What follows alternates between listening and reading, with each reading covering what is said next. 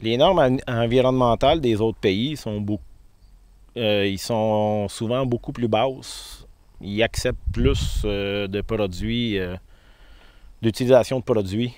Les exigences environnementales souvent sont plus basses qu'on a ici au Québec et même au Canada.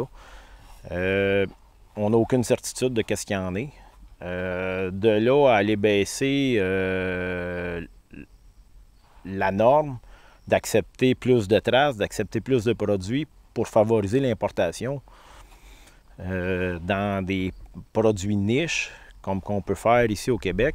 Moi, je pense que c'est pas nous aider, puis, ou au Canada même, c'est pas nous aider, puis ça va nous nuire parce qu'on produit plus que qu'est-ce qu'on consomme en général.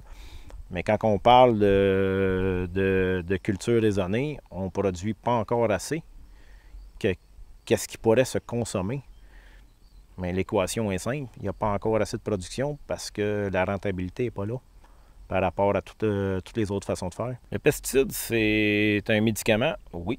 Puis il faut l'utiliser de façon consciencieuse. Si tu t'en vas dans l'armoire, tu prends une bouteille de pelule puis tu la manges au complet, tu vas peut-être te ramasser à l'hôpital. Un pesticide, c'est la même chose. Le monde voit les pesticides comme quoi qu'on déverse ça dans le champ à pu finir, puis qu'on ne fait pas attention, Premièrement, c'est coûteux. C'est tellement coûteux que... Puis nos marges de profit sont tellement basses qu'on l'utilise pour sauver nos cultures, mais on l'utilise de façon judicieuse. On a des doses qu'on respecte. On fait des registres d'application. On tient toute l'information qui vient avec ça. C'est qu'on ne l'utilise pas n'importe comment. Puis, oui, le pesticide va nous aider dans certaines cultures, dans certains moments, mais c'est à utiliser judicieusement. Puis, c'est pas quelque chose qu'on utilise là sans y penser. L'image qui ressort, c'est une vieille image encore de qu'est-ce qu'on faisait, parce que la plupart des fermes au Québec, il y a une grosse diminution d'utilisation de pesticides. La gestion est beaucoup plus rigoureuse qu'il se faisait dans le passé. Puis, je te dirais que l'image que tous les citoyens en voient encore, c'est un peu comme, voilà quelques années, tu demandais à un citoyen, c'est quoi un agriculteur? À un jeune, ben il décidait un monsieur avec un chapeau et un brin de paille dans la bouche. C'est qu'aujourd'hui, tu vas avoir, ils vont te parler de pesticides, bien, on est encore le producteur qui l'utilise à plein sans se soucier de ce qui se fait, mais ça a changé. Bon, on a eu des mauvaises publicités, des mauvaises gestions de dossiers qui s'est passé.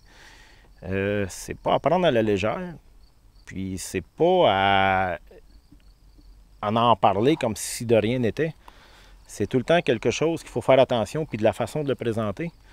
Puis, on va se l'avouer, un journaliste va aimer mieux parler du sensationnel, de qu'est-ce qui est pas bon, de qu'est-ce qui peut pas aider par rapport à ce qui est bien.